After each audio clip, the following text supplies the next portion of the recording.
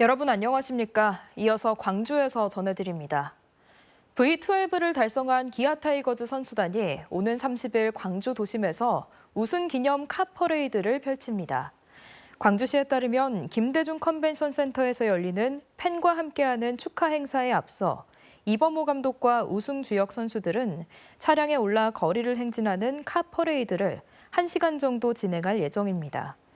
카 퍼레이드는 1989년 5번째 우승을 달성한 이후 35년 만에 펼쳐지는 것이며 노선과 시간은 아직 정해지지 않았습니다. 광주시는 전국에서 팬들이 몰릴 것으로 예상되는 만큼 안전 대책을 마련해 안전한 행사가 될 수 있도록 한다는 방침입니다. 광주의 대표적인 상권 가운데 독리단길과 시리단길은 급부상한 반면 금남로는 쇠퇴한 걸로 나타났습니다.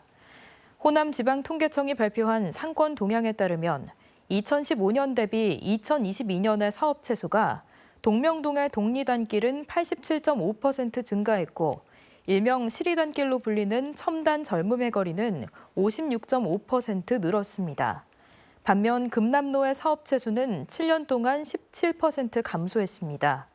이에 따라 사업 채수 규모에서 첨단 젊음의 거리가 충장로에 이어 2위로 올라선 반면 금남로 상권은 3위로 밀렸습니다. 주민들의 반대에 부딪혔던 동물 화장터가 광주에 들어설 예정입니다.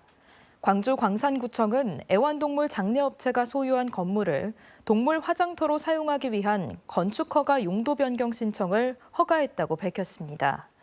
이에 따라 해당 업체는 동물 화장장과 납골당 등을 동물 장례식장으로 사용할 수 있게 됐습니다. 앞서 광산구 일부 주민들은 지역의 이미지 하락과 소음 등의 문제로 동물 화장터 건립을 반대해 왔습니다. 광주 상무지구가 도심융합특구로 지정됐습니다. 광주시는 국토교통부가 광주 서구 상무지구 일대 85만여 제곱미터를 도심융합특구로 지정함에 따라 1조 5,800억을 투자해 2031년 사업 완료를 목표로 개발에 나선다고 밝혔습니다. 도심융합특구에는 스마트 첨단 특화 사업과 의료 디지털 융합 사업 등이 추진됩니다. 도심융합특구 사업은 기존 교통 문화 인프라를 활용할 수 있는 지방 대도심에 일자리와 삶, 여가를 집약한 복합 개발을 추진하는 사업입니다.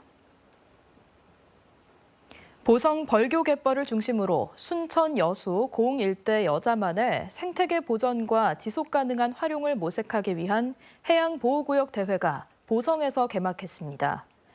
해양수산부가 주최한 이번 대회에는 전국 37곳의 해양보호구역 우수 사례를 공유하고 특히 기후위기 시대 갯벌과 습지의 정화 기능을 확대하기 위한 방안 등이 논의됐습니다.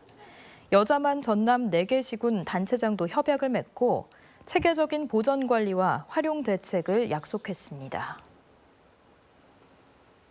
순천시의 한 서기관으로부터 고소장이 접수된 노관규 순천시장이 경찰 소환 조사를 받았습니다. 순천경찰서는 지난 3일 노 시장을 소환하고 직장 내 괴롭힘과 직권남용 권리행사 방해죄 등 관련 혐의에 대해 조사를 진행했습니다. 해당 서기관은 지난 7월 부당한 퇴직을 강요하고 무리한 징계 시도를 했다고 주장하며 노 시장과 유현호 부시장을 경찰에 고소했습니다. 노 시장은 이와 관련해 해당 서기관 업무 잘못에 대해 수차례 경고했지만 개선되지 않았다며 인사조치 등의 정당성을 주장하고 법에 따른 절차대로 대응하겠다는 입장을 밝혀왔습니다. 전남도의회는 오늘 정부의 수학기 쌀값 대책들이 쌀값 상승에 전혀 영향을 주지 못하고 있다며 실효적인 대책 마련을 촉구했습니다. 도의회는 정부가 지난 10월 올해 쌀 20만 톤 사전 격리를 발표했지만 실효적인 효과를 거두지 못했다며 추가 20만 톤 이상 시장 격리와 재고쌀 격리 등을 포함한 대책을 통해 수학기 20만 원 이상 쌀값 지지를 약속해달라고 요구했습니다. 독도는 한국 땅이라는 포장 문구를 삭제하면 거액의 계약을 맺겠다는 일본 측의 제안을 거절한 전남 장성의 한 쌀과자 업체가 미국 진출에 성공했습니다.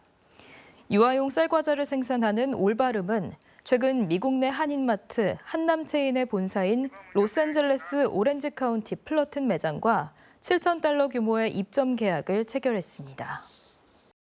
언제 어디서나 내 손 안의 뉴스. 광주 MBC 뉴스 유튜브 구독으로 함께하세요.